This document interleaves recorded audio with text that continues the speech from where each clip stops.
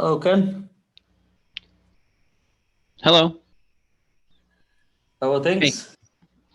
Oh, it's good. It's good. Yesterday was pretty rough. I spent like all day at the doctor's yesterday. At the doctor's? Yeah. I had a like a medical thing. I I see. had to go see them, and they ran a lot of tests. And on top of that, my girlfriend had some reaction to one of the vaccines, and like Wow. she was covered in like spots all over her, Oh like a no. rash or something. Yeah, so we spent like all day at the doctor's yesterday. So that was kind of stressful, but Yeah, it's better yeah. now. So Okay. Okay. Yeah. You're in good condition to have the class? yeah. Does anyone need care? Is your Well, I mean, we're just waiting on some lab stuff right now, but okay, okay. Yeah. Because I know it's only you and her, right? And you're new to this place. So if she needs care, let me know. I mean we can rearrange okay, because it's only okay. you in the class. Well, thank you for that. I think I'll be okay though. Okay. Yeah. Yeah. Yeah, take care. This is tough times, yeah. Hmm. But this, I understand, this has nothing in connection with COVID except for the vaccination, I suppose. Yeah. Yeah, But that I've heard, yeah, the rashes are new one has to be careful, I guess.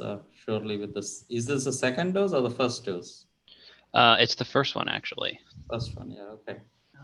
Because the normal reactions are reasonably standard, but this is like fever and chill.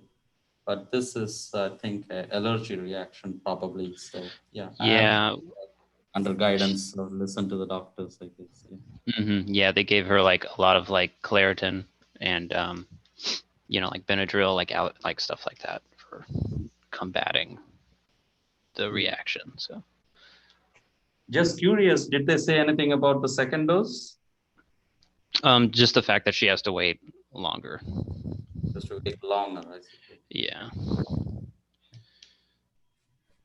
Okay. Yeah. I hope everything gets well. Yeah. With her Yeah. and yeah. Me too. It's just like it happened just at the worst time. That's Yeah, just the yeah. worst. Is she also having exams? Yeah. So, I think. Yeah, but yeah. we'll push through. We'll get it done. Yeah, yeah, yeah. Yeah. Tough.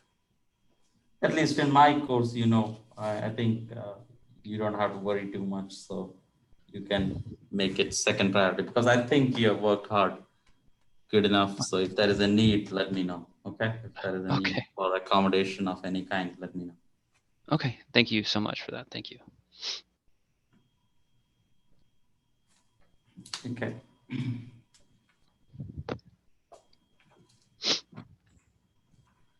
So there's a homework 13, last homework. Let's do 29 Tuesday. Final exam is on Monday. I think that's the first hour of the exam week, I suppose.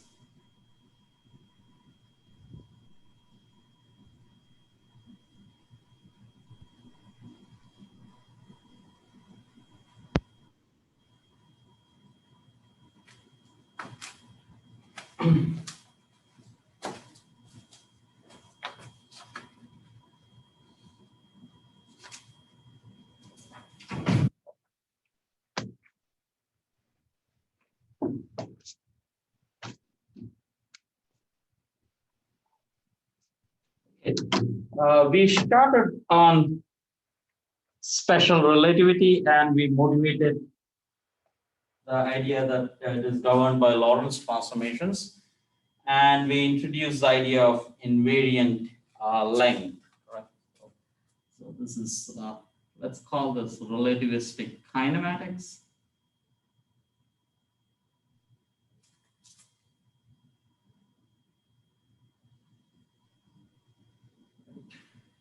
So the motivation is, let me go this side. So remember, if you were to do normal kind of Newtonian physics, at least one way of looking at it is that you first say there is time, which is, so this is time, right, which is always, what is the property of time? We really don't know very nicely how to define it. What we do know, one thing about time is that it is monotonic. That means to say, two different times, this will always be less, one will be less than the other. And once you decide that one is less than the other, the next time has to be monotonically increasing. It cannot go up and down. Right? You cannot go into the past and future. So that's one significant point about time, and associated with that concept is what we call causality. And all the logical arguments that, or most of the logical arguments that we depend a lot on, depends on causality. And because we like logic so much, we depend a lot on causality. So if there is anything that is non-causal, we don't like it. So in fact, we right away reject it in a sense. So non-causal things are not allowed. But anyway, so that's going to causality is a stretch in Newtonian physics. But for us, what we do need is that there is time which is monotonic, but we really don't define anything more than that. There is time, that's it. Like we don't know really how to define time. Same thing comes with position also. This is very intuitive. When we talk about position and time, it is very intuitive. Position is the way we see the coordinates position of an object in space. Right? That's it. Like we cannot make it more precise than that. And it's very intuitive in that sense. It is not a mathematical definition. But from those two definitions, we define what is called velocity. So if I were to call this as t and this as x as a function of t, so x keeps changing as a function of time, then I define my velocity as a derivative of the position with respect to time. This is a definition. This is very precise. One can do a lot of things. There is not much room for interpretation there. It's what is said. We define calculus, and then we understand calculus, and we define velocity as derivative of position with time. Same thing with acceleration. Once you have velocity, you have acceleration, which is derivative of velocity with time. So again, if you notice, so this is kinematics. This is pretty much the whole of kinematics that we study in introductory physics, a good part of the whole course. Two, position and time is intuitive. Velocity and acceleration is defined using position and time. And you can do analyze various things out of it, like the whole of projectile motion can be analyzed just from these two definitions. But from so that's broadly called kinematics. Then comes dynamics, and by dynamics, what we mean is we ask what causes acceleration. Very very loosely, one would say acceleration basically is motion. So, or it's not really loose. It is actually, in many ways, acceleration is what defines motion. Velocity really does not define motion, because you can always go to a frame where you can get rid of the velocity. So in that sense, acceleration is motion in the way we are talking. And then again, this was intuitive, remember, we again come up with two new concepts. One is mass. Again, what is mass? We never define, right? We never precisely define it. It's an intuitive feel that whatever occupies some space in which occupies some volume and so on, but whatever takes up some volume, that's the best one can say, I guess. And that's mass. And then you again define intuitively what is a force. There is a force, and you say that's a vector. And so again, intuitive, right? No definition. That, and the best part is, which is very remarkable, is that Newton saw a connection between all these intuitive concepts, and he said that F is equal to ma. And that's pretty much the whole of physics, at least classical physics in there. And you can do a lot of things.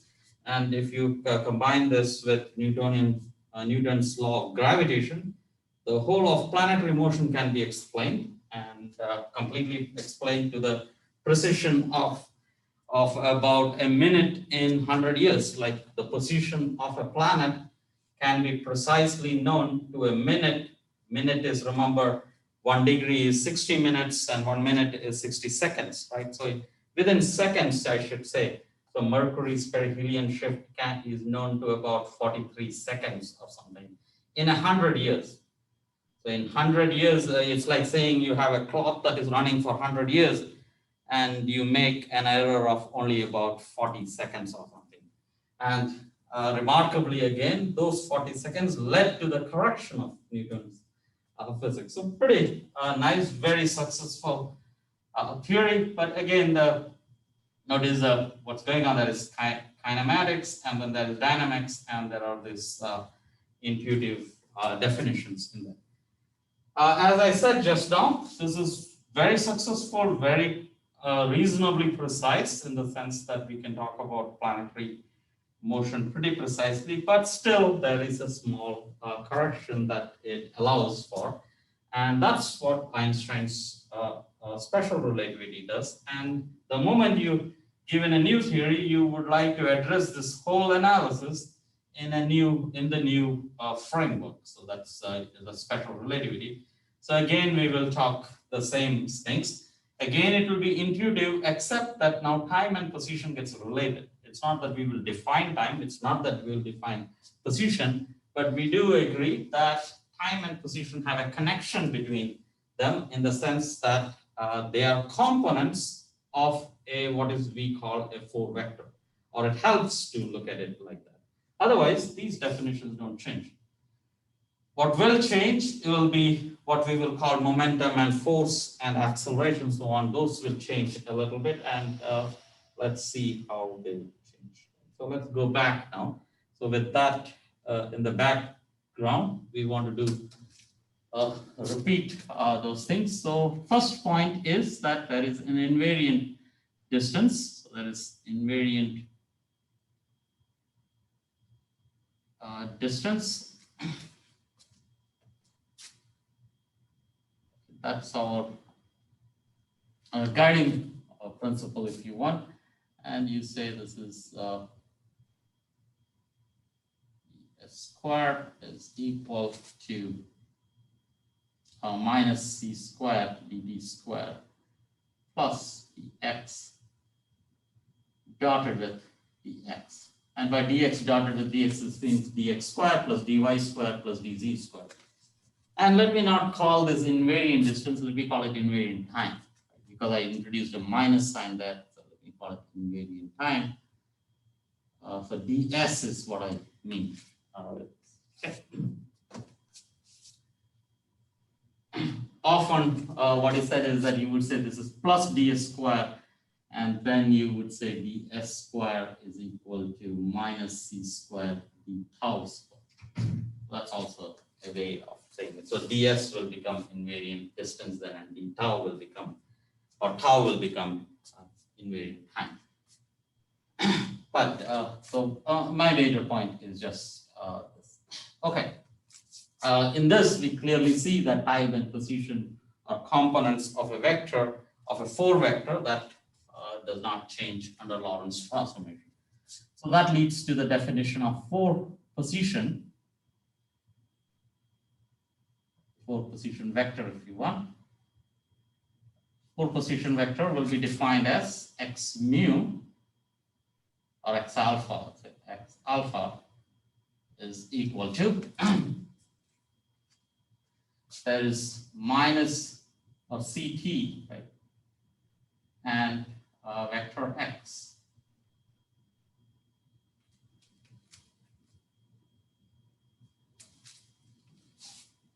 And there is a notation typically used in here. Whenever we say alpha, beta, gamma, so these are all Greek, right? So these are all Greek symbols. versus the Latin symbols, which are I, J, K. That's the one we usually write. A, B, C, D, the whole English alphabet, letters in the English alphabet, that constitute what we typically say Latin variables, and this is the Greek letters.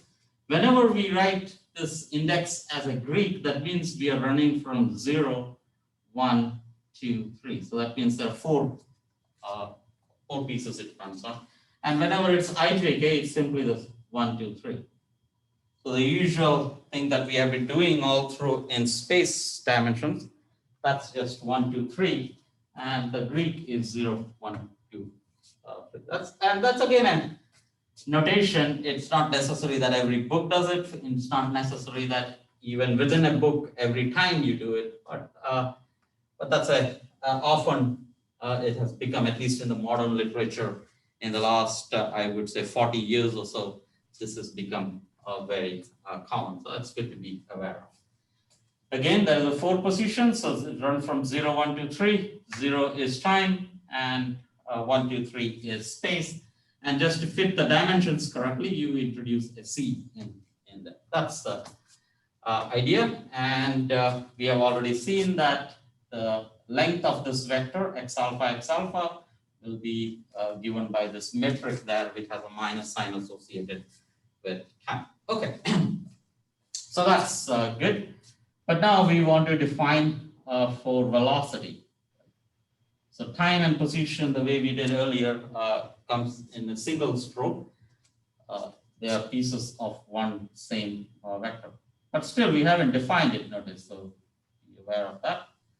And this is for velocity, sorry, not for position. So for velocity now, has to be defined at this stage. This is for position is defined, but still you don't define the ingredients into it. But for velocity is going to be defined in the following way. It will be u alpha,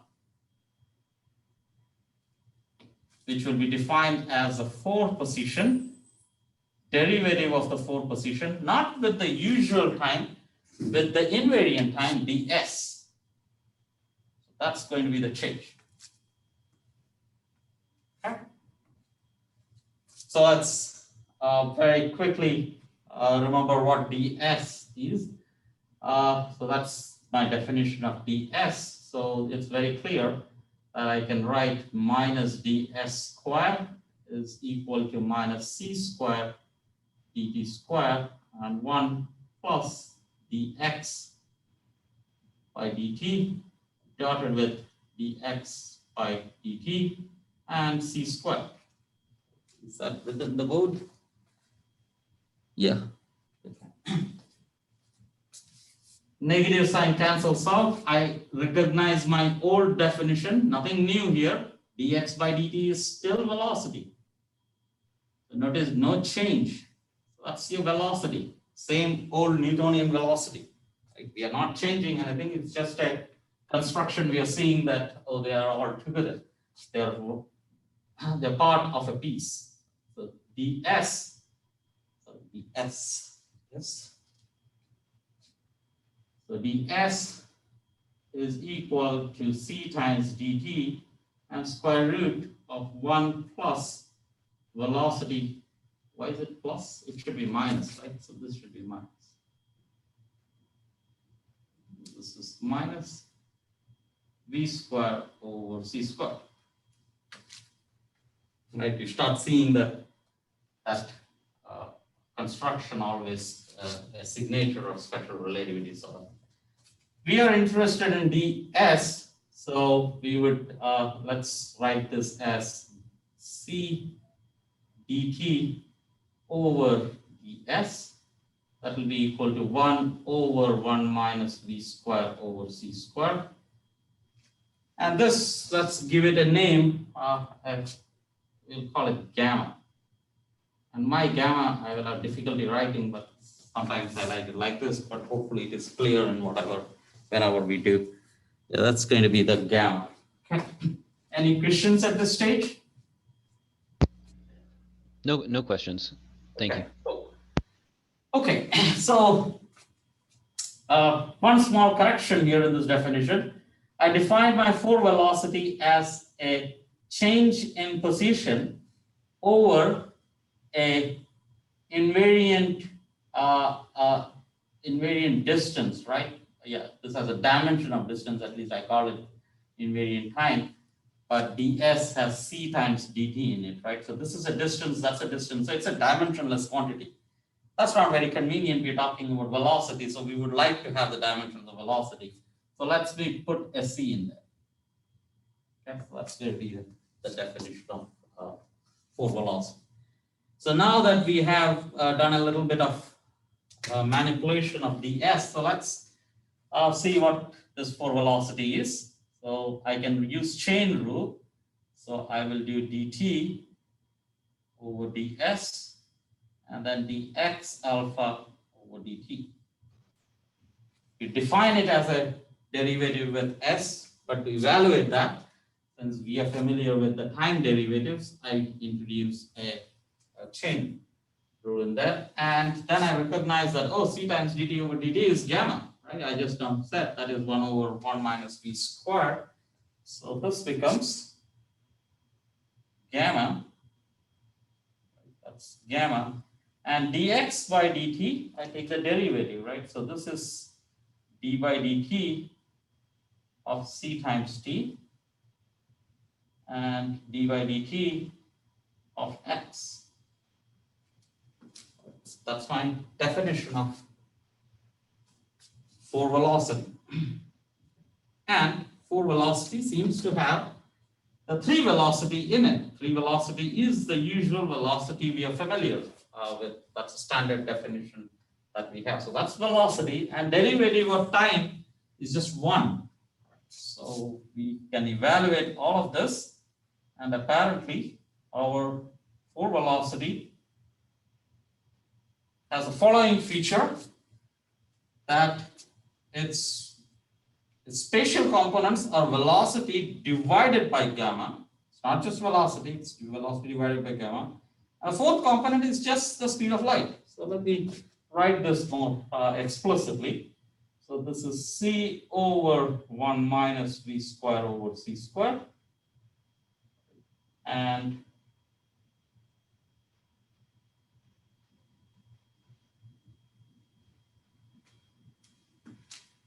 I would like to clarify that it is not that we have changed any definitions. Velocity is still velocity. So why this construction? What we have learned is that this kind of construction helps us recognize what stays the same between two different moving observers. Two uniformly moving observers will, if you take the square of this, take the square of this and subtract them, that quantity will remain the same between observers. That's all we know. That's what Lorentz transformation tells us. There's nothing special about this vector, there's nothing special about this vector, but if you square them and subtract them, they have a special meaning as far as different uniform observers go. They will all measure that length to be the same. That's all. Otherwise, velocity and speed of light, everything is the same as we know it before. And we will often like to think of it in this notation, gamma CV, just because it is compact and helps in some form. And remember that gamma, for as you go faster and faster, gamma becomes larger and larger. There is a corresponding thing, beta, which is V over C. As you go faster and faster, beta approaches, which is 1. So that's your force velocity. I said that, as we said, force velocity has this feature that the length of that remains invariant. So what is its length, right? It's good to know. Okay, so there's nothing special about velocity. There's nothing special about the square root and so on. So, but its length has some important property. So let's calculate its length, right? Length square, actually. Let's do length square because it's easier to write. So u alpha, right? That's what we would like to calculate. So let me write it again. U alpha is is c times gamma times velocity times gamma, and u subscript alpha, or the covariant vector, covariant velocity, this is a contravariant velocity, this is a covariant velocity, is pretty much you change the sign of the time component and keep everything else the same. Right? That's your u alpha with a covariant piece associated. Once you have those two, we can calculate the length square of the velocity. So it's pretty much like taking the dot product between two vectors. So you multiply this with this, multiply this with this, and you get your length, right? So when I multiply these two, I get c squared gamma squared plus velocity dotted with velocity, which is v squared, times gamma squared. Right, that's fine. Length, just let's simplify it because there seems to be some simplification here.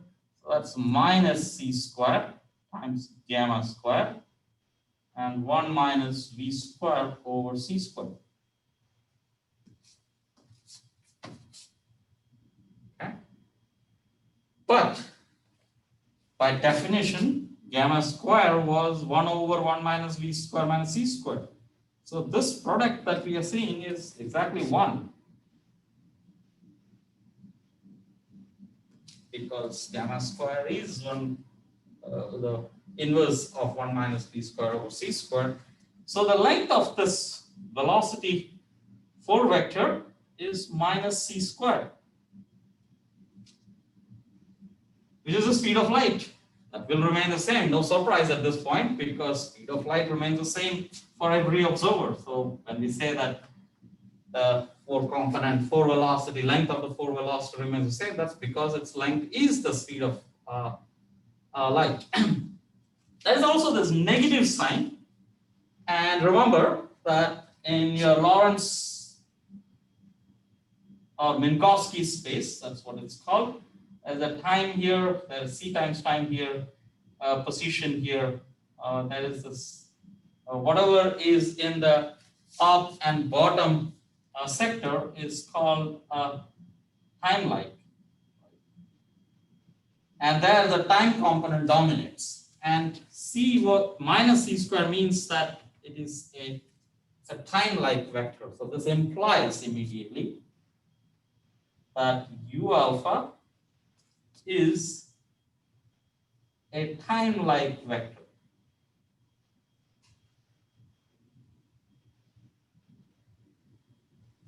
Which helps with the idea that velocity typically decides what's a causal nature associated with it.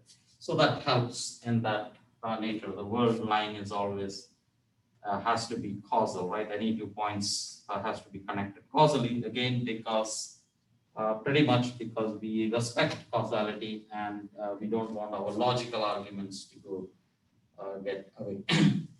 Any questions at this stage? I have one question. Yes. So you say that this implies that the u top alpha is a time-like vector, but what? Why is it not like the u bottom alpha? Like how do you? Same thing. If in fact that's again, how about this quiz, right? Quiz prove that if u alpha is time-like, then u subscript or the covariant is also time-like. Oh, I see. So one vector is just, this is whether it's covariant or contravariant, they are just two ways of saying the same thing. There's nothing special between the two. So both are time-like. 4 velocity is time-like, and its length decides basically its time-like. So does that help? Does that answer it? Yes, thank you.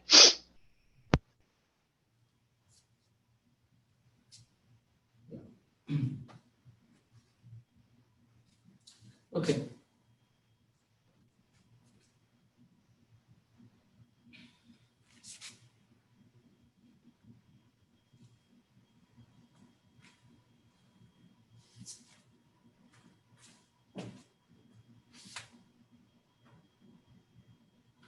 there is one thing we can immediately conclude from here. Of course, the next step would be acceleration, right? We have position, we have velocity now. We should go for acceleration.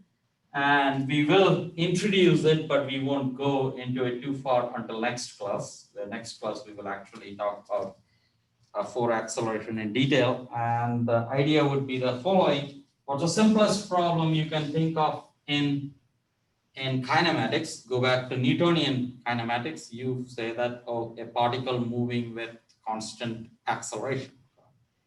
Because if you say constant velocity, then it's pretty much at rest. So it has no motion at all.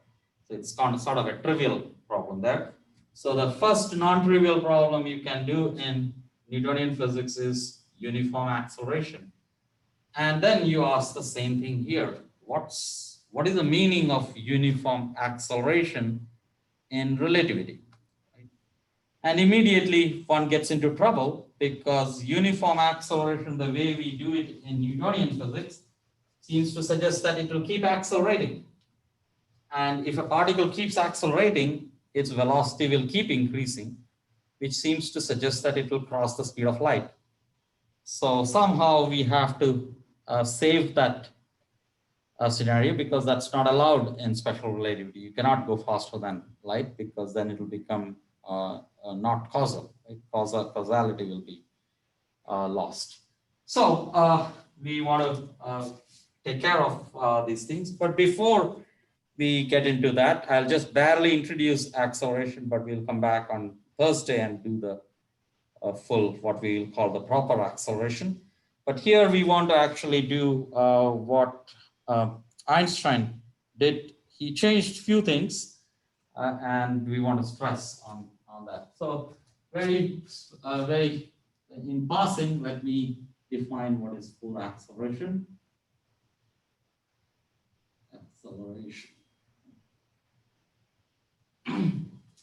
So for acceleration will be defined as A alpha now, like we had in kinematics. So just take velocity and take the derivative with invariant time instead of the invariant distance, actually ds, right? It has the dimensions of invariant distance. And since I want it to have the dimensions of acceleration, I multiply by c. And that's your for acceleration. And I won't get into the details at this point. We have to take the derivative, so on. One can evaluate it, and one can see what the acceleration is. We want to interpret those things, right? So again, let's have it as a quiz or evaluate this. So quiz is to, like we did for velocity, we took a derivation. Same thing goes through here, but it gets a little more complicated. Try to evaluate it explicitly. Evaluate the derivative in here, right, in terms of time. But let me not go there, as I said. Instead, I can tell one thing immediately about for acceleration, just using some constraints that this acceleration has to satisfy. And that is, let's go back and remember that what is u alpha, we just now evaluated it. What is that equal to? Right, we just evaluated that.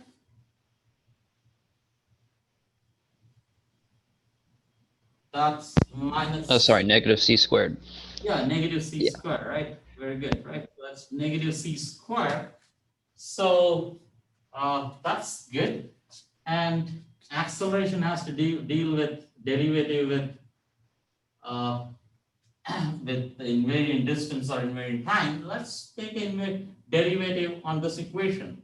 So I take d by ds on both sides. Whatever I do on the left, if I do it on the right, I'm good, right? But this is a constant, it doesn't change at all. Speed of light is constant, so that's 0. Right? So there is a constraint in here. So let's see what's the constraint. Let's distribute this derivative. I have du alpha over ds times u alpha. plus u alpha times du alpha over ds is equal to 0. That's nothing but my acceleration if I multiply by c, right? I have to multiply by c here, so let me do that c there, and then c here. So c here, c here. So that's acceleration. Oh, am I within the board space? Yes, I'm still in that. So a alpha, u alpha plus u alpha, a alpha is equal to 0.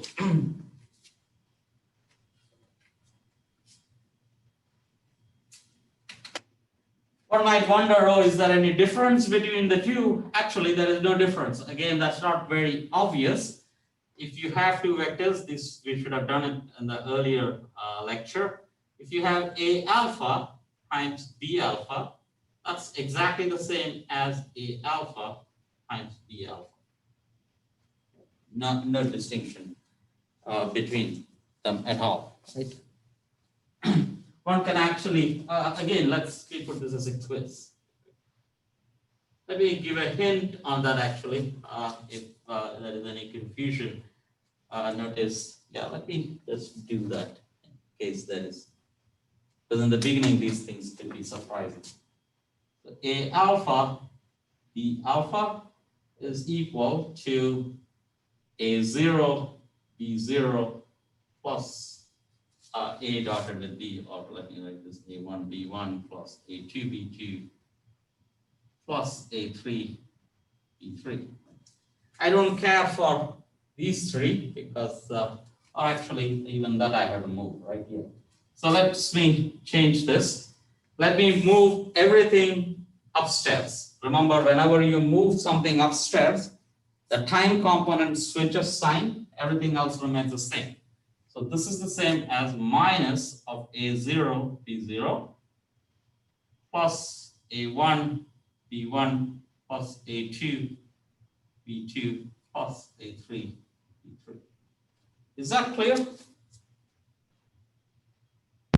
Yes. Okay. Once I reach there, if I want to write this as a alpha, b alpha with alpha downstairs and the index of b upward, so I want to move all the index of a down. Again, use the same idea. Whenever I switch the index, I lose a sign. Right, so this becomes plus a0 now. So I'm sort of circling here, but it helps, right? So this is a1, b1 plus a2, b2 plus a3, b3. Right. And that's nothing but a alpha, b alpha.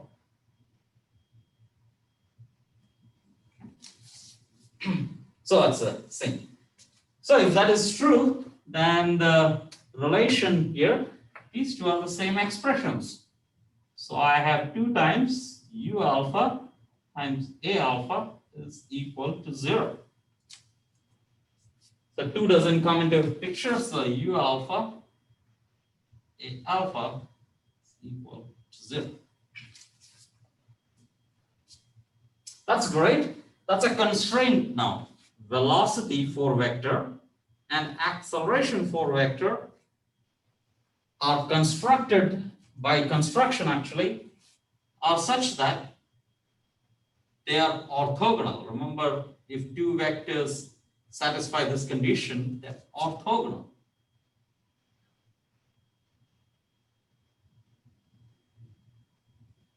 Again, if you go into the space-time diagram, like we say space-time diagram, but in the Lorentz or Minkowski space, that's here. If you have your velocity in this place, in the time-like region, that's your u. Since acceleration is perpendicular, remember your perpendicularity in Minkowski space is very counterintuitive, right? Not the usual perpendicularity. So that's your acceleration.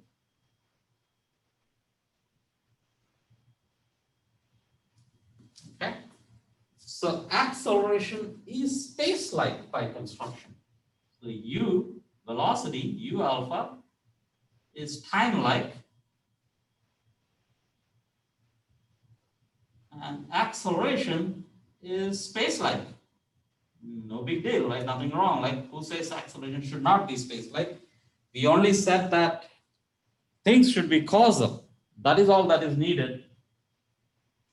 Acceleration being time-like is probably not necessary for it to be causal, and that's true. It doesn't have to be.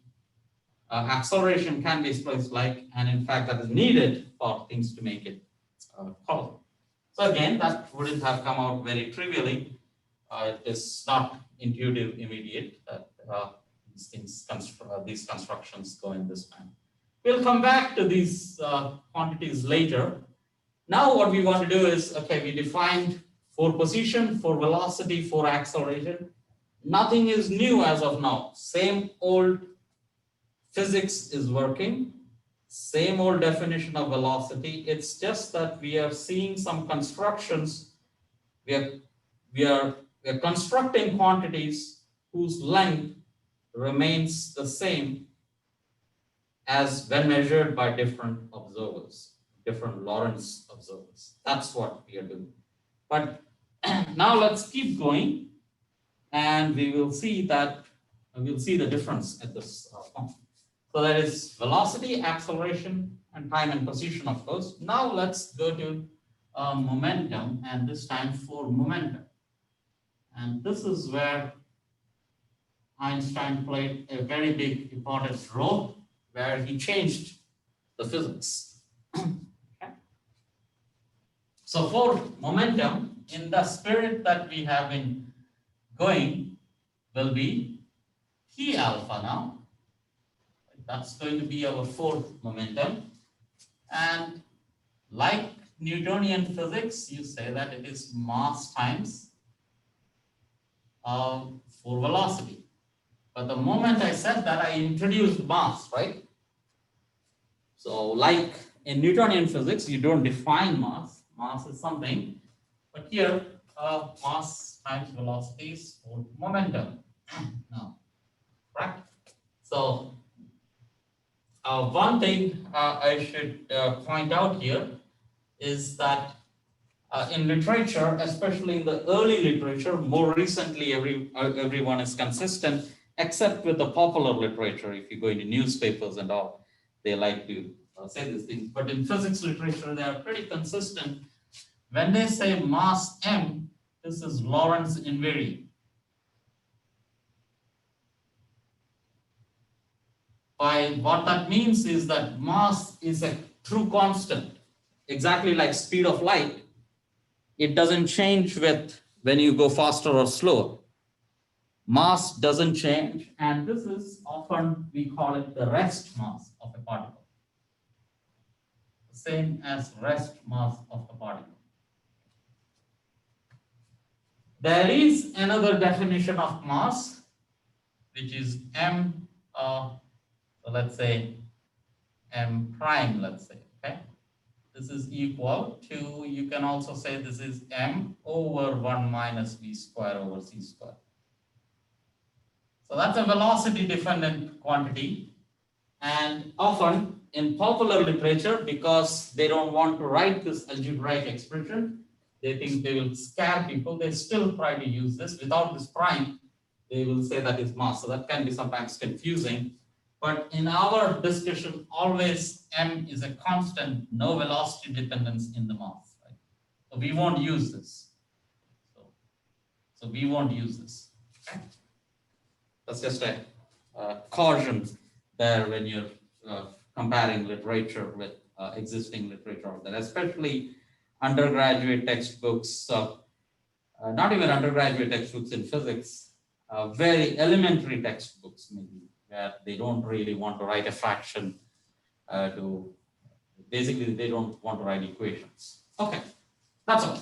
So that's your for momentum. Let's see what's going on here.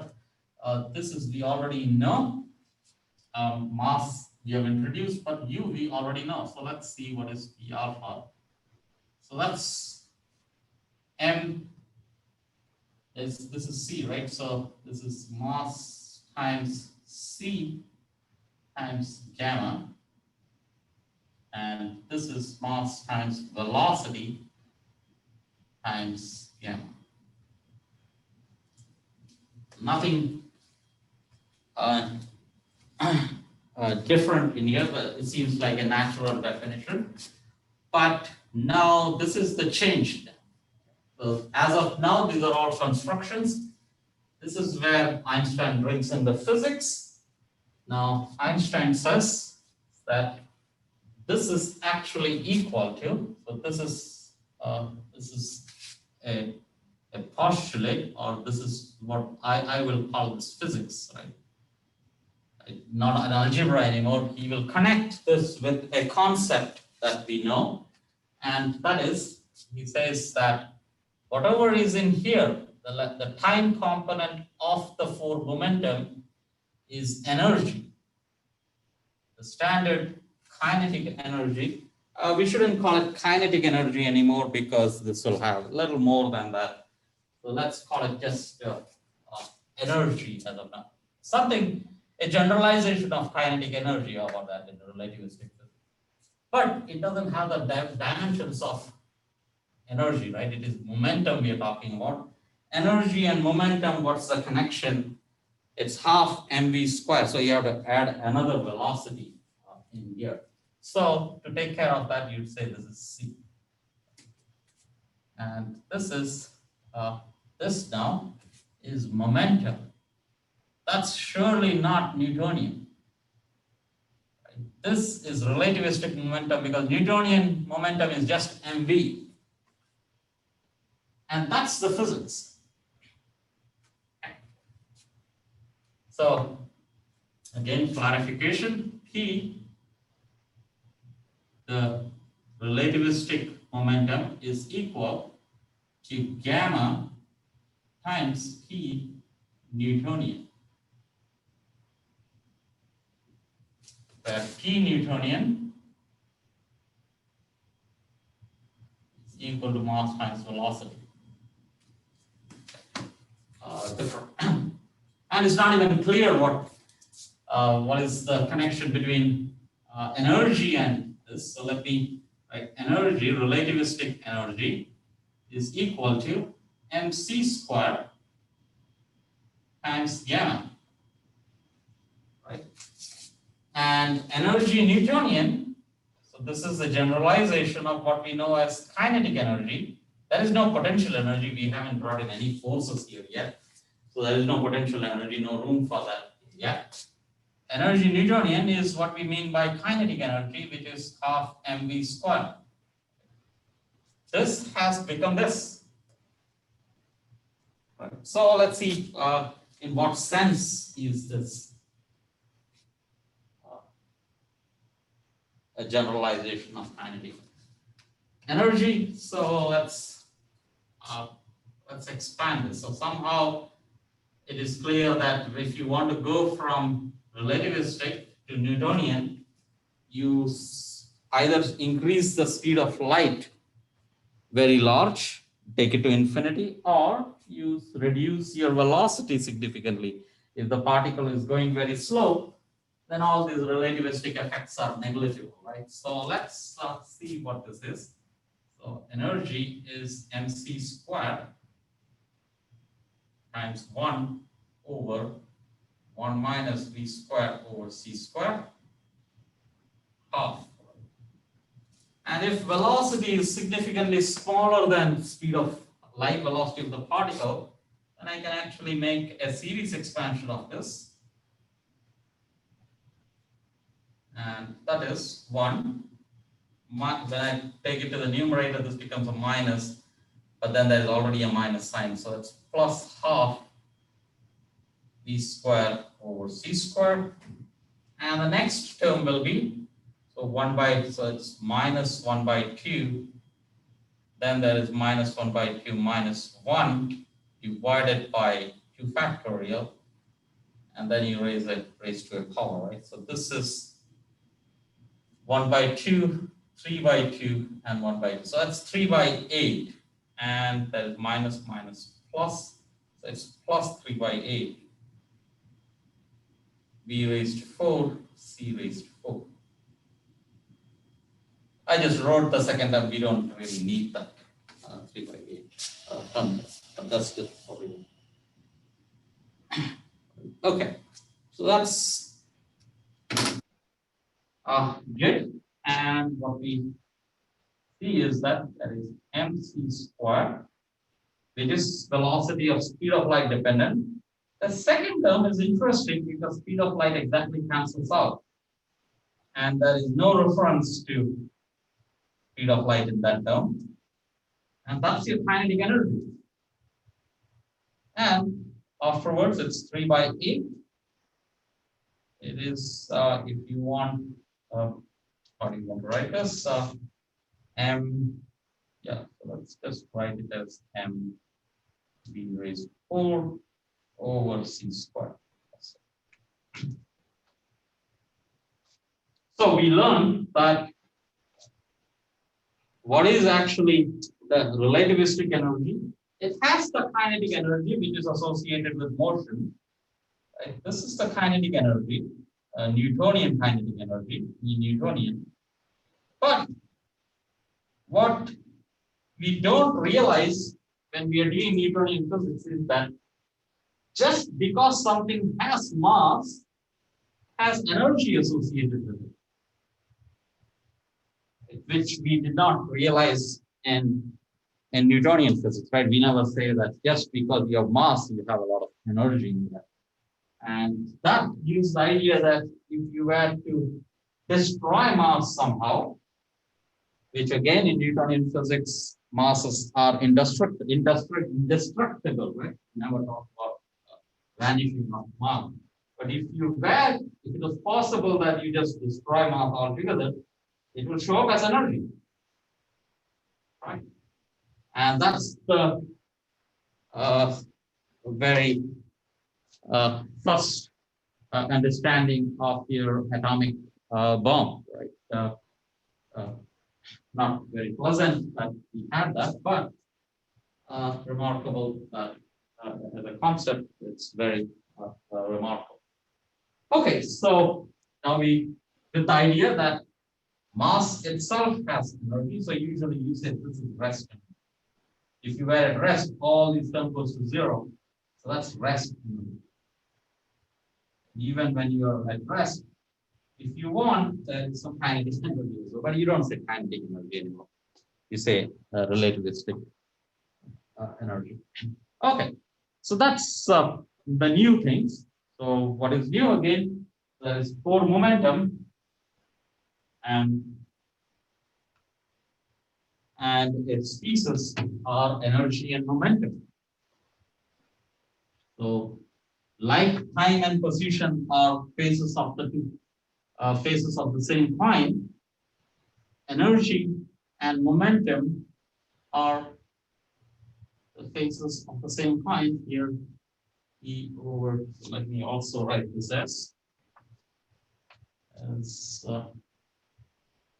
MC gamma, MV gamma. And this is also equal to MU alpha, right? All these definitions are there. And the first definition is a postulate in a sense. It's not very obvious, or it's not at all clear why one would do that, but it's not very surprising either why and did it one to see the whole symmetry in the construction. Okay, that's good.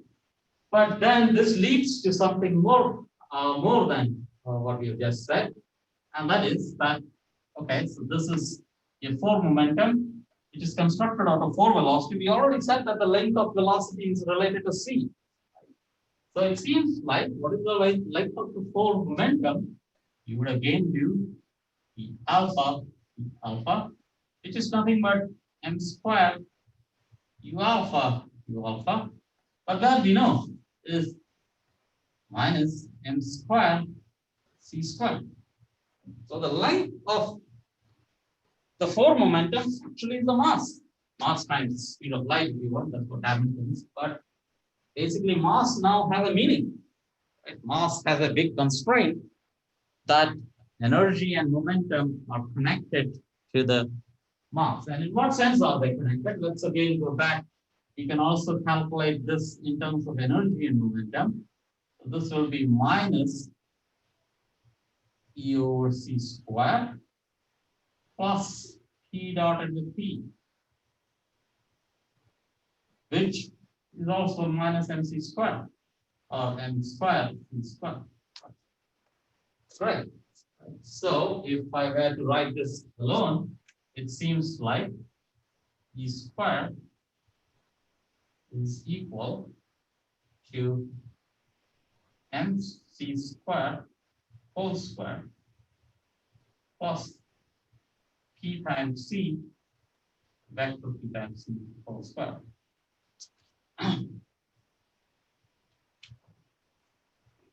Which at rest or what? So this is where that definition of mass comes in. This is in principle simply energy is equal to m squared c raised to 4 plus p squared p squared, right? That's it. You cannot do much, but that's a very complicated expression for an elementary student. You say that this is equal. So if you were to rewrite your momentum, it turns out that this is nothing but m prime c squared. That simplicity is then that fits into your t-shirt very well, right? E is equal to mc squared. It's such a famous formula, but that's the correct formula. E is equal to mc squared has this m to be a velocity dependent quantity. Okay. And this has, yes, question? Yeah, real quick. Is that m? I can't really see. Is that m squared c squared? Yes, no, this is m prime squared. Remember, so let's see what is m prime, right? Let's quickly see. Because you would like to identify this as a simple formula and in the popular literature. So let's see what this is. So this is equal to m squared c raised to 4 plus m squared v squared c squared, right? And then there is gamma, right? P also has gamma in it, so that's 1 minus v squared over v squared. Correct? And this is quite okay. Pull out an mc squared or m squared c raised to 4, so this is mc squared, and this becomes 1 plus v squared over c squared divided by 1 minus v squared over c squared. Agreed? If I were to simplify that, this is 1 plus 1 minus and plus numerator cancels out, and that's simply equal to mc squared 1 over 1 minus v squared over c squared.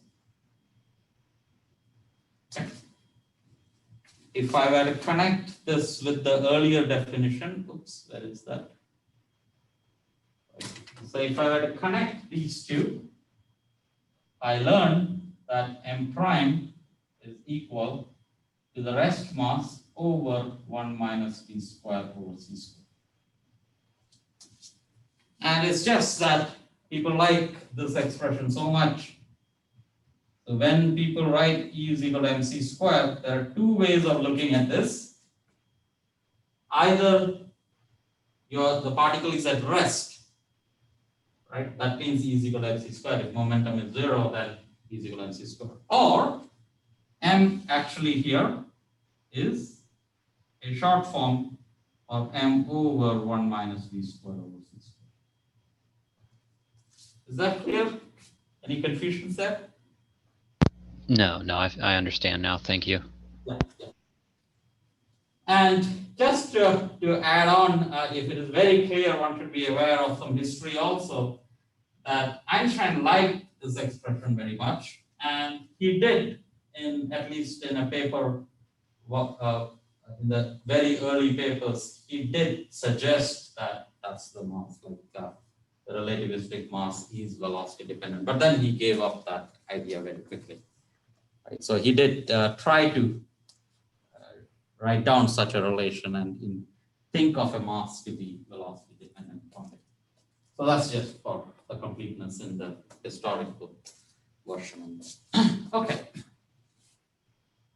So that's your momentum definition, and one also should point out here that when we are doing momentum definitions in introductory physics, there are few things that come up there. One is conservation of momentum, one is conservation of energy. Right? And now here what we will have is conservation of energy momentum. Right? The 4 vector will be conserved, and it will have the inbuilt idea of conservation of energy, conservation of momentum, but all in the new definition. Right? Remember, Newtonian energy is different from the relativistic energy, and Newtonian momentum is different from relativistic momentum, and it will be the relativistic momentum that is conserved, relativistic energy that is conserved, and since these are 2 components of a 4 vector, so the 4 vector is conserved, and you can understand a lot of processes that can be ruled out. So let me, since we have about 10 minutes, I don't want to go too detailed into that, but maybe I can just introduce one example in here.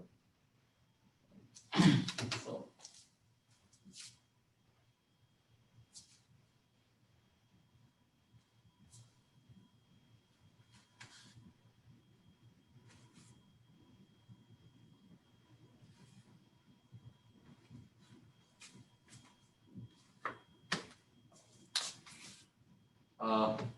yeah, so these are called relativistic collisions, right? And these are very realistic in the sense when we talk about CERN experiments in accelerators like CERN and Fermilab, they are a proton and another proton coming and colliding. Sometimes it is electron and a proton colliding, or electron and a positron colliding, and so on. So these are very realistic collisions, very much possible in the lab.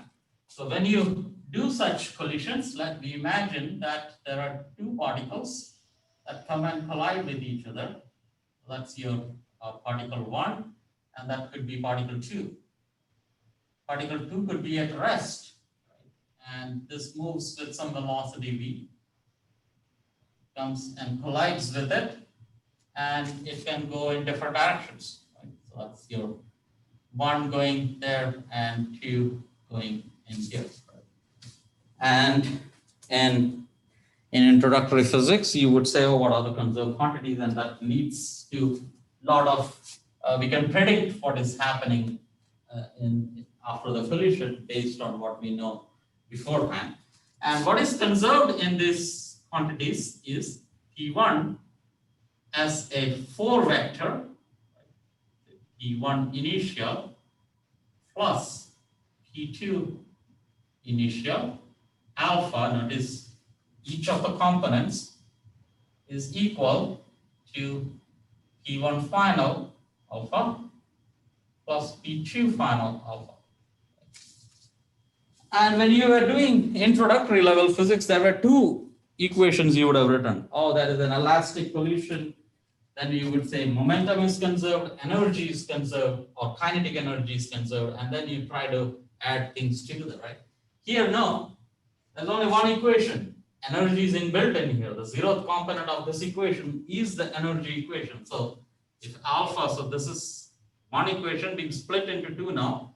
If alpha was equal to 0, then this one says that E1 initial over C plus E2 initial over C is equal to E1 final over C plus E2 final over C. Right. So C can be cancelled out, and you're saying that energy or kinetic energy is conserved, right? Kinetic energy, or maybe relativistic energy is the correct usage. You don't put in the word kinetic because it has this rest mass energy also in it. If alpha is not equal to 0, that's momentum, and you would say this is P1 initial. Now, not the Newtonian MV, it has a gamma feature also in it, plus P2 initial is equal to P1 final plus P2 final. Okay? So one equation, when you say energy momentum is conserved, it is just one piece in there. Okay, so that's good. That's one, just a bare, there are lots of neat examples one can construct out of this. But in that process of constructing, let me point out one thing. We also talk about photons in all these scenarios, light itself, but the quantum of light. So I should introduce what is a photon now. Photon is if you want a building block of light, it acts like a particle. It has zero mass particle. Right? So m is equal to 0. So photon characteristics will be in this construction will be m is equal to 0. But the moment you say m is equal to 0, this implies, right? Because energy and momentum and mass are connected, this implies that energy of a photon has to be equal to P times C. Momentum immediately gives you energy for a photon, only for a photon, otherwise there is mass as a whole expression, right? Square root of m square c raised to 4 plus t square times c square. But for a photon, since mass is 0, it's just this. In fact, one can further do something, and that is, this is using the quantum nature of this. Energy of a photon is, think of an electromagnetic wave. It is if you have a monochromatic electromagnetic wave, which is basically having a characteristic of a photon in there, and that's h bar times omega. Remember, omega is 2 pi nu, and h bar is h over 2 pi, so that's h nu. So energy of a photon is completely described by the color of the photon, the color of the light, if you want. If it's a red colored light, the photon associated with that is completely determined with that. We're talking about a single particle. If you want to imagine a light to be behaving like a single particle, that's what it is. And I'll tell a few things more about it. And momentum, similarly, is equal to h bar times k, vector k, where k is the magnitude, the direction is the direction of propagation, if you want, and k is 2 pi over the wavelength of light. Okay, so that's so that will be how you will think of a photon in very nice, simple terms. But what exactly is a photon? So we want to differentiate between. So you might have heard about this a lot, but this is just a simple, very trivialistic clarification on what might have confused all of us. Is that light, we often say, is a wave or a particle, right? And often we say light is wave and particle. And this has to do with the quantum mechanical interpretation that there is uncertainty, and you cannot actually have both, right? Either the position is determined or the momentum is determined. So what are we talking about? Let's first think of a monochromatic wave. When we do introductory physics, we do monochromatic wave, right? And by that, what we mean is there is an electric field which is oscillating, and it goes all the way to infinity on the left, all the way to infinity to the right. And it has a very specific direction though, right? This is just, this wavy line that I've written is just a intuitive a way to convey the message. These are wave fronts if you want, right, with electric fields oscillating. But the moment, and these are all planes, but it has one thing what is very clear, no ambiguity in that, and that is a direction associated with it, and that's momentum. Okay? So when you have the momentum very clear, that's called a wave. So this will be a wave. Right? The momentum is there, but if I ask you where is this light, where is it concentrated? It's everywhere, right? It's going from minus infinity to plus infinity. Its position is not clear. He is precise. He is precise. But position, x if you want, is arbitrary. Think of Heisenberg uncertainty relation. Momentum is very precise. I have no idea of where the photon is. If you want to think of this as a photon, this is the opposite of the photon. Right? So now you want to reverse this problem. So let's say this is not a photon. This is, if you want, opposite of a photon. Now we say a photon. So now think of a wave again, which is very localized. So this is again same electric, if you want, use a lot of monochromatic waves and you can construct a pulse, right? So this is a pulse if you want.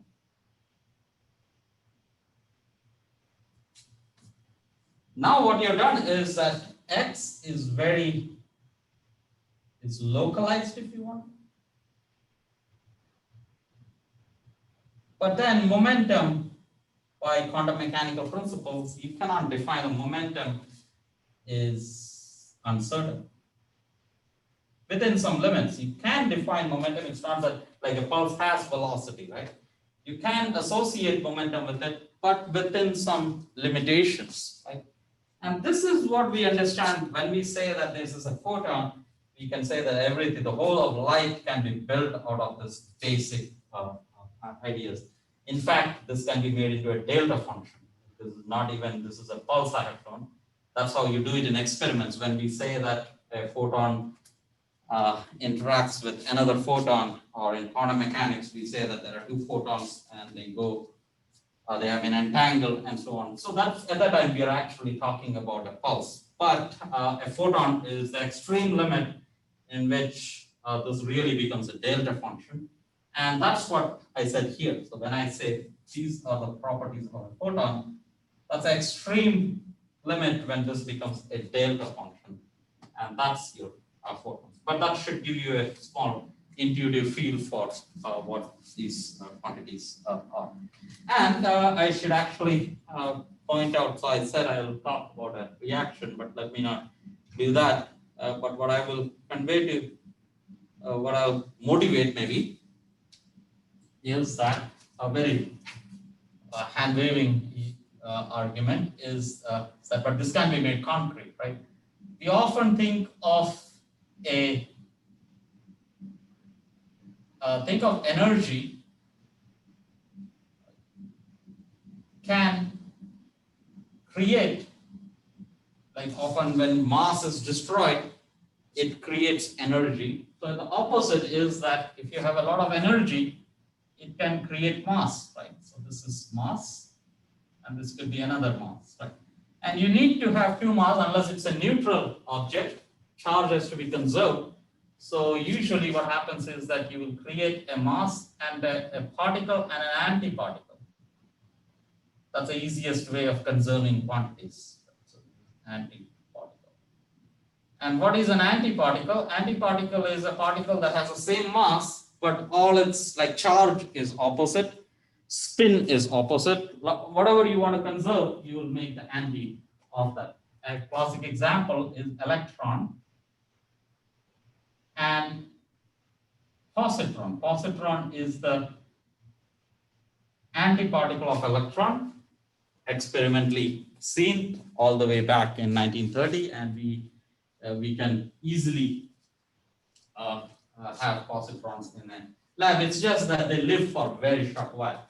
Electron is very stable; it can live for almost ever. But positron has a lifetime in nanoseconds, so it is very easily goes away. But let's think of a photon now, a real photon, like the way I defined a few minutes back. And so this is the way you pictorially show this. That is a photon moving around, and then suddenly disappears, and it creates an electron. And since it has to create a positron, so this is positron, right? So the charge is conserved. So that's a pictorial way of showing that a photon was there and it disappeared to give electron and a positron. Now the key point here is that conceptually speaking, this should be allowed. But here is a classic relativistic idea associated in this. If this is really true, I can go to the right side. So go on after collision. There are two masses, right? Two massive particles. They have a center of mass.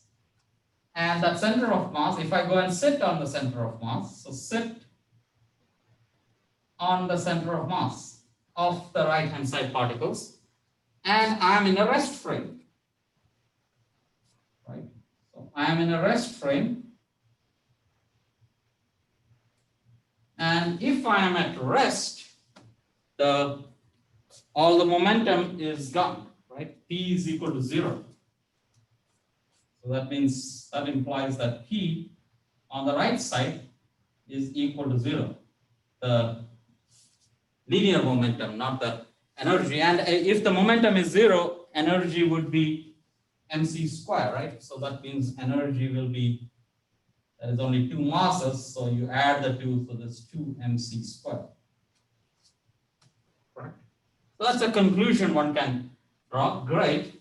But what about before? So let's now go to before.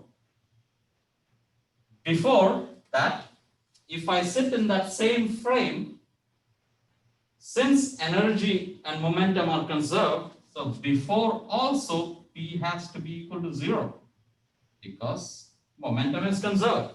Right? But that cannot be 0 because this is a photon. Photon cannot have P equal to 0. Photon is h bar k, right? Photon cannot be at rest.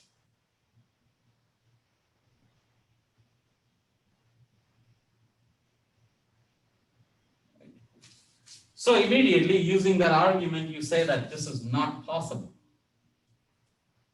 Like a photon cannot create an electron and a positron. So you say that, oh, but I have heard this in popular literature so often that energy can create particles. Yes, energy can create particles, but one photon cannot create particles. You can have more than one photon if you want. So you can come in with more than one photon. In fact, 2 is sufficient. And then you can play the game because then energy and momentum can be conserved. Then 2 photons come in 2 different directions, and then you can do that. Okay?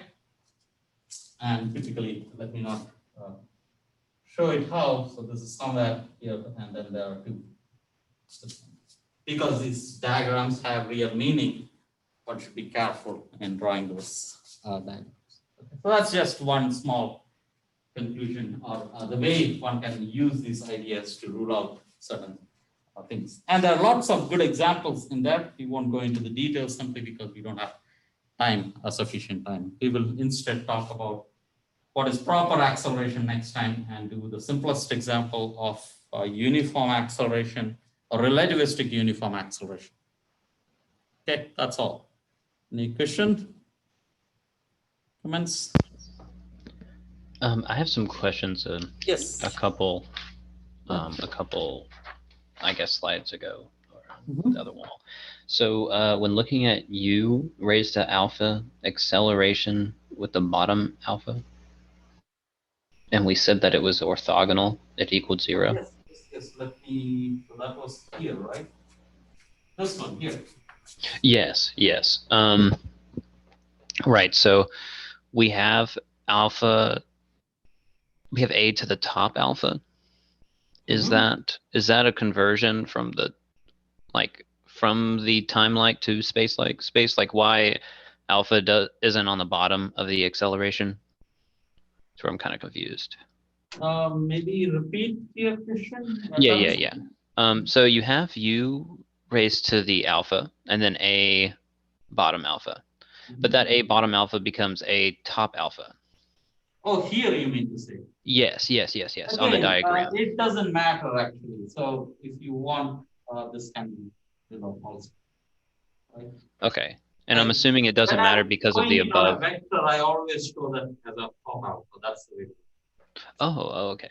Right? Because the other vector, you want to go to the other space. Like if you want to compare u alpha, so there's another space which has similar things where time flips. So you would say this is minus of that, right? Yeah, if you want, you can think of it in this manner. So that's your u of alpha. And that's your a of alpha. I think so. Oh, I see. I see. Do that, yeah. I think that's because you will flip the time there, right? I think so. Yeah. Typically, I never see it done, so I'm a little confused there. But it's the same idea. I mean, the point is that there's nothing new when you switch your vector below in this Minkowski space because it's just a minus sign. Right. It's I the see. same vector, and you can think of it as a dual vector.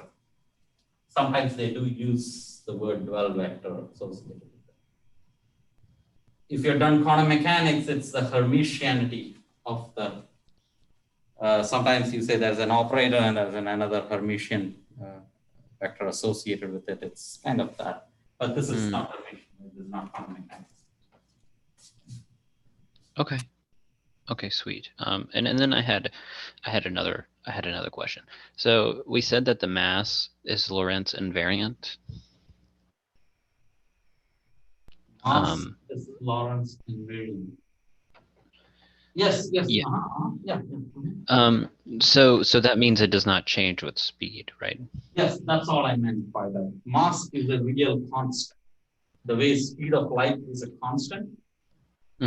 This context. So mass is a real constant, does not depend on any parameter. And that is that's fact, right? That's a fact, as we know today. Yeah. Our understanding of physics has no dependence in the mass at all. Yes. With a small caveat, I would put in there that in the very advanced, if you go to standard model, we do understand mass in certain manners, like this is the idea of Higgs particle and so on.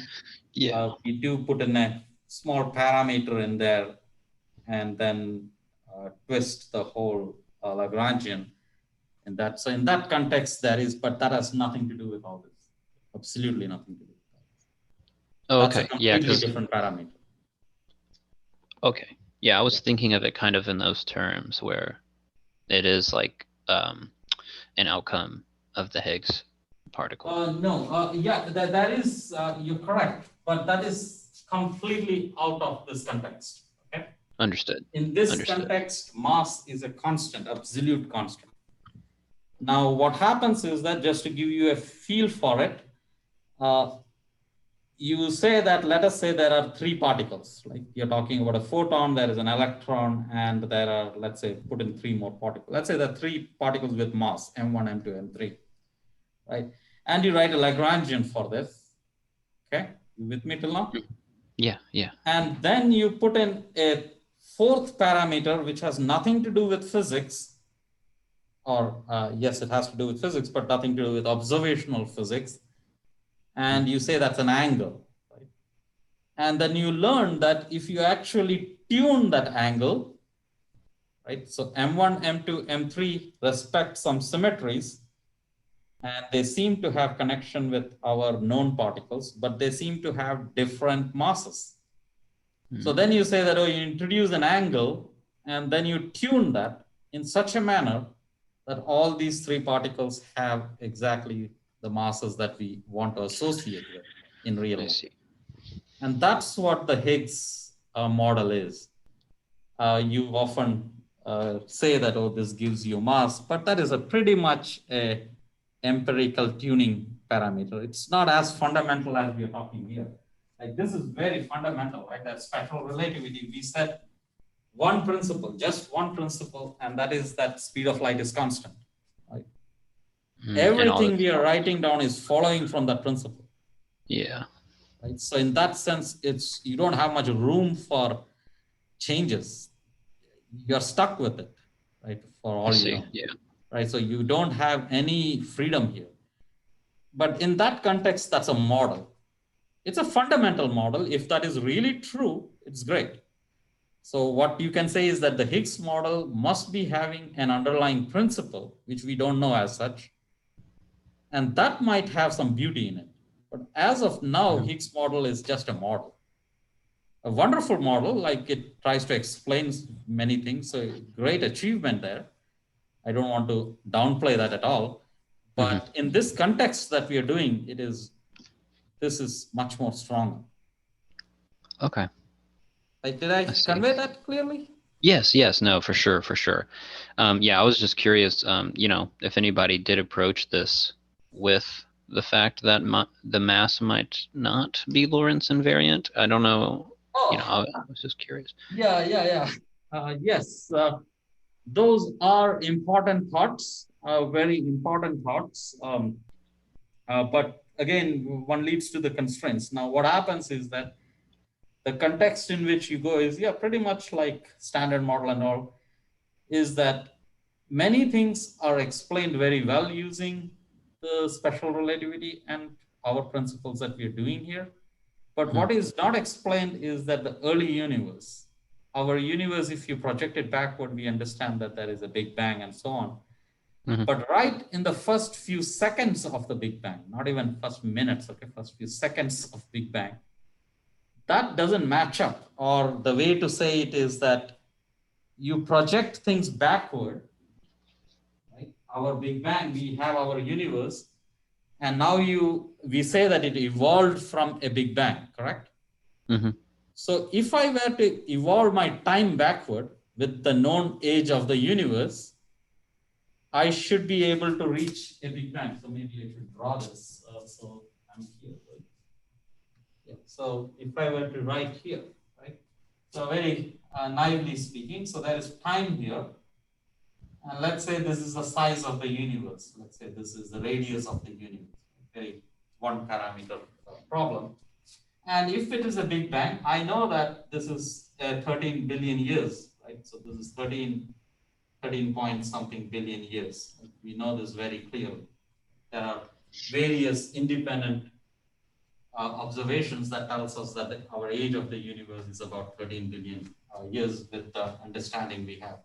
So if the radius, and we know roughly, so the radius is very tricky, right? So if we project with, again, our understanding of what we mean by radius, let's say the farthest galaxy that you see, that can be associated with a distance, and then you plot various things, and so you have your radius also there, and then you go backward in time. So with your equations, you go back in time, and you should somehow reach here, right? That should be the idea of a Big Bang. As you go backward, it should get smaller. But what happens is that you do this, and you're actually not even close. You're somewhere here. This is very naively speaking. Okay, I'm not at all precise, but I'm conveying the point here that you're very much off. Right? If you're off, then you want to connect these two, right? So this is a way of saying that really things don't work. Okay, we are surely missing something. So when you do that, this is what. So this patch up is what is called inflation. So there you say that, okay, the first few seconds, universe behaves completely differently. That is basically a patch up. That means that we don't understand. it. Mm. But nevertheless, that gives a lot of room for all these very brilliant thoughts. And one of the thought is that maybe our special relativity doesn't work in those times. Like in the early universe, early means very early, like that's called the inflation regime of our universe.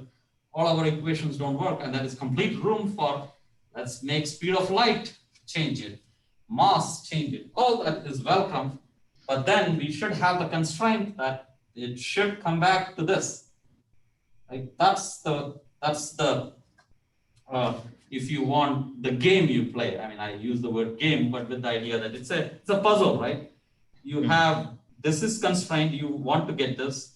You know where to begin from, and can you come up with a model that means if you want to change speed of light, right, welcome, you can do that. You want to change mass, you're welcome to do that. But you have to get these results. And there are results associated with that, but nothing compelling enough that we need to accept, put it like that. I see. So yes, there are, whatever you're suggesting has been tried out, but in those regimes, because you don't want to do it in actual real world because things seems to be working so well. Yeah. Correct. So in the Higgs region or whatever you're saying, whenever you see new physics, these all becomes prime candidates. The first thing you do is that, oh, let's change this. Maybe this is not really the way we have seen, but those are very good ideas. And those are the places where you can apply those ideas. Those are the regions where you have real open scenario. Like dark energy, right? Again, we don't understand it, so maybe mass doesn't behave like this. Maybe speed of light is not constant. Right? All that is welcome thoughts in a new physics scenario. And it should be, yes, that's the way it should be done. Yeah. But with the respect for all the constraints that one has. And it gets very hard very quickly. Yeah. But good thought. Yeah. Okay, thank you. Thank you so much, Dr. Sujesh. Okay, Jay can. Oh yeah, have a good day. Yeah. Goodbye. Take care. Yeah, take care. And your girlfriend also. Hopefully everything goes well and exam time you guys do well. Yeah. Yes, thank you so much. Thank All you. the best. Yeah. All right, goodbye. Mm-hmm.